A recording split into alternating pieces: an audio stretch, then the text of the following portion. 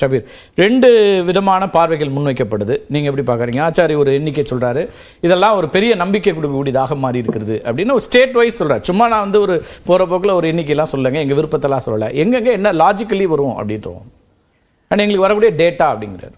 இல்லை, அவங்களுக்கு வந்து அந்த எலெக்ஷனை வந்து லைவாக மேப் பண்ணுறதுக்கும் ரியல் டைம் இன்புட்ஸ் எடுக்கிறதுக்கும் வந்து பிஜேபிக்கு அந்த மெஷினரி என்பது இருக்கிறது. அதில் எந்த சந்தேகமும் கிடையாது, டவுட்டும் கிடையாது. அது அவங்களுக்கு வரக்கூடிய இன்புட்ஸ் அப்படி வரலாம்.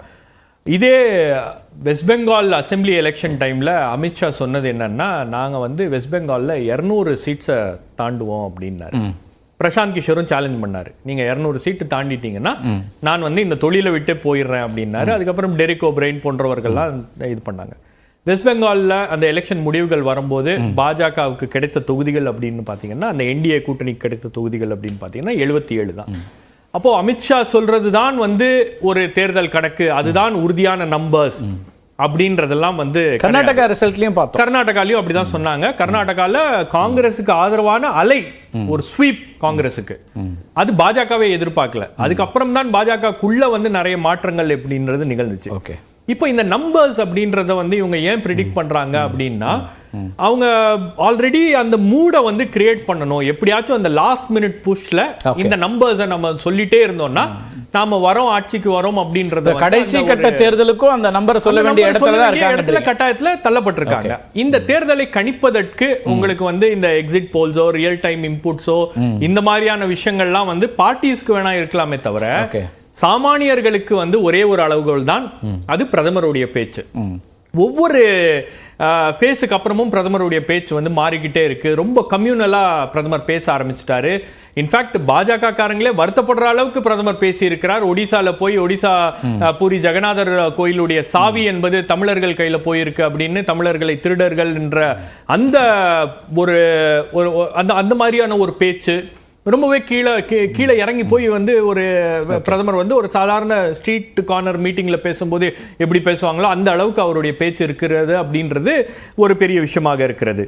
ரெண்டாவது, உங்களுக்கு வந்து இந்த எலெக்ஷனை பொறுத்த வரைக்கும் உங்களுக்கு 2014 மாதிரியோ அல்லது 2019 மாதிரியோ ஒரு வேவ் இல்லை. இன்னைக்கு மோடி ஆதரவு அலை இருக்கிறது, அலை வீசுகிறது அப்படின்ற அளவுக்குலாம் பாஜக காரங்களே அதை பேச மாட்டேன்றாங்க. அவங்களுக்கே அது புரியல ஏன் இந்த அலை வீசவில்லை அப்படின்னு. இப்ப 2014 ஆண்டுகளுக்கு பிறகு எதிர்ப்பலையும் இல்ல அப்படிங்கிறாங்க. அதுவே எங்களுடைய பெரிய சக்சஸ் இல்ல. அந்த அலை இல்லாதது வேற யாருக்கு சாதகமா இருக்குங்கிற அந்த பாயிண்ட்க்கு வரேன் நான். இப்போ மோடி பாப்புலர் எப்போ இருந்தாரு, மோடியோட பாப்புலாரிட்டி பீக்ல இருந்த சமயம் வந்து 2014. அதுக்கு அவங்களுக்கு ஒரு நேஷனல் நரேட்டிவ் இருந்துச்சு. அண்ணா ஹசாரேவுடைய போராட்டம் அவங்களுக்கு கை கொடுத்துச்சு. அதுக்கப்புறம் கரப்ஷன் அப்படின்ற ஒரு இஷ்யூவை வந்து அவங்க பெருசா பேசினாங்க. அப்போ பாஜக வாங்கிய தொகுதிகள் அப்படின்றது 282.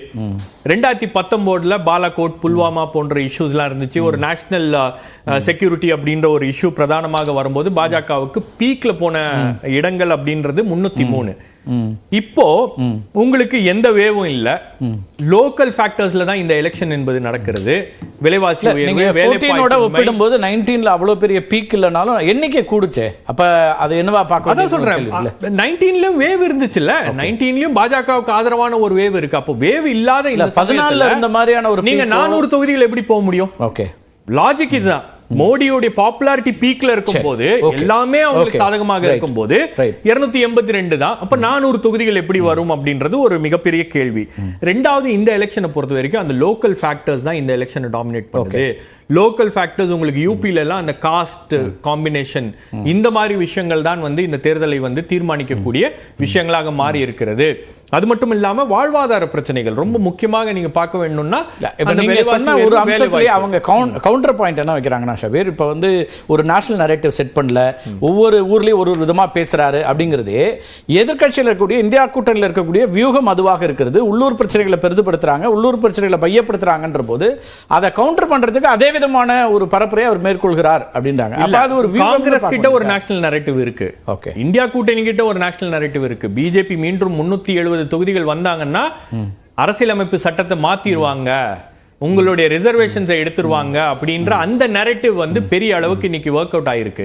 இன்னைக்கு பிரதமர் பேசும்போது என்ன சொல்றாரு, நான் வந்து இந்த அரசியலமைப்பு சட்டத்துக்கு எதிரானவன் கிடையாது அப்படின்ற அளவுல பிரதமரை பேச வைக்கிறாங்கன்னா அது காங்கிரஸுடைய வாதம் தானே, அது காங்கிரஸுடைய பிரச்சாரத்தினுடைய ஒரு பகுதி தானே.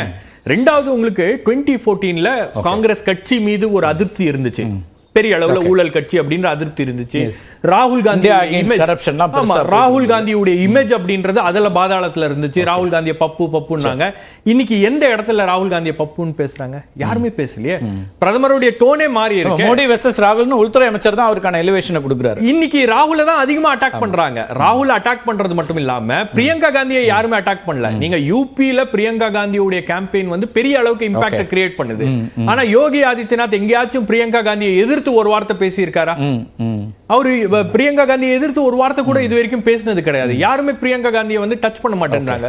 ஏதோ ஒரு இடத்துல உங்களுக்கு அந்த ஆப்போசிஷனுடைய கேம்பெயின் அப்படின்றது பெரிய அளவுக்கு அது வந்து ஒரு ராகுல முன்னிறுத்தி அவங்க விமர்சனமோ பரப்புரையோ முன்வைக்கிறதுலயே அந்த இந்தியா கூட்டணிக்கான முன்னேற்றம் அப்படிங்கிறது தெரியுது அப்படிங்கிறீங்க. அல்லது அதை மையப்படுத்துறாங்க. ஒரு நேஷனல் நரேட்டிவே பிஜேபி செட் பண்ண முடியாததே பிஜேபியுடைய மிகப்பெரிய தோல்வி அப்படின்ற. ஓகே. ஏன்னா மோடியை பொறுத்த வரைக்கும், அமித்ஷாவை பொறுத்த வரைக்கும் அவர் சாணக்கியா அப்படின்னாரு. ஒரு சாணக்கியாக்கு தெரியாதா ஒரு நேஷனல் நரேட்டிவ் இந்த தேர்தலில் இல்ல அப்படின்னும் போது அந்த நரேட்டிவை எப்படி ரெண்டு விதமா அதை பார்க்க வேண்டியிருக்கின்ற. ஒன்னு, காங்கிரஸுக்கு எதிரான தேசிய அளவிலான ஒரு நரேட்டிவை அவங்க சொல்ல முடியுது. அது ராகுல் காந்தியோ அல்லது அதை தான் மையப்படுத்தி விமர்சிக்கிறாங்க.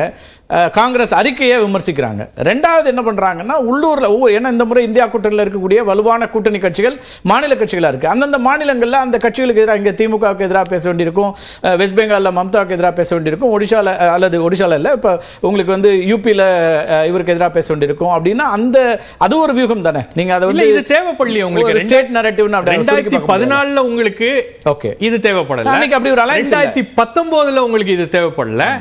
இப்ப 2024ல பாஜகவுக்கு இந்த தேவை என்பது ஏற்பட்டிருக்கு அப்படின்னா பாஜகவால ஒரு நரேட்டிவ் செட் பண்ண முடியல, ஒரு உறுதியான கூட்டணியை வந்து அவங்களால செட் பண்ண முடியல அப்படின்னு தான் அர்த்தம்.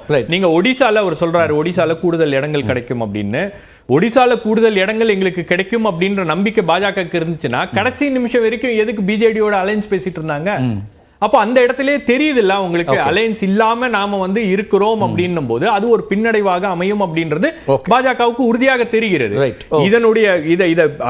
இதனுடைய அளவுகோலே உங்களுக்கு பிரதமருடைய பேச்சு தான் அப்படின்ற. சரண் உங்கள்கிட்ட வர அவர்கிட்ட இல்லை, ஒடிஷா ஒரு உதாரணம் சொன்னதுனால அதுலேருந்தே கூட தொடங்குறேன். ஒடிஷாவில் வெற்றி கிடைக்க போது அவர் சொல்கிற எண்ணிக்கையெல்லாம் டபுளாக சொல்கிறாரு திரு ஆச்சாரி. அந்த அளவுக்கு வரும், கம்ஃபர்டபுளாக இருக்கும்னு சொன்னால் அங்கே ஒரு போலரைசேஷனில் இறங்க வேண்டிய அவசியம் இருக்காது. பிரதம அமைச்சரில் தொடங்கி உள்துறை அமைச்சர்லேருந்து அமைச்சர்கள் ஒரு 6-7 பேர் வரைக்கும் நீங்கள் வி.கே. பாண்டியன்னு ஒரு அதிகாரியை கார்னர் பண்ணி அங்கே போலரைஸ் பண்ணுறாங்க. தமிழர்களுக்கு எதிரான விஷயங்கள் அப்படின்னு முன்வைக்கிறாங்க. அவ்வளோ போலரைசேஷனுக்கு இறங்க வேண்டிய அவசியம் இருக்காது. அப்போ தேர்தல் நெருக்கடி தானே அதை கொண்டு வந்து சேர்க்குதுன்னு. அதுவே வந்து நீங்கள் சொல்கிறதே ரொம்ப தவறாக தான் நான் பார்க்குறேன். ஏன்னா அங்கே இருக்கக்கூடிய காங்கிரஸ் தலைவர், அதாவது வந்து அங்கே இருக்கக்கூடிய எம்எல்ஏ சந்தோஷ் சிங் சௌலா அப்படின்றவர் என்ன சொல்லியிருக்காருன்னா, அங்கே நடக்கிறது ஒரு ஜங்கிள் ராஜ் ஆட்சி அப்படின்னு சொல்லியிருக்காரு. அதே மாதிரி 5T அப்படின்ற ஒரு அமைப்பு, அதோட இனிஷியேட்டிவோட தலைமை தான் வந்து திரு வி.கே. பாண்டியன்.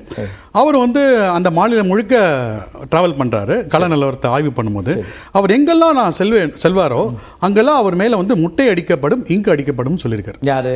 அங்கே இருக்கக்கூடிய காங்கிரஸ் எம்எல்ஏ. அது அவர் பாவம் யார் அவர் சொல்லுங்க, நான் பேர் சொல்லிடுறேன். சரி, காங்கிரஸ் லீடர்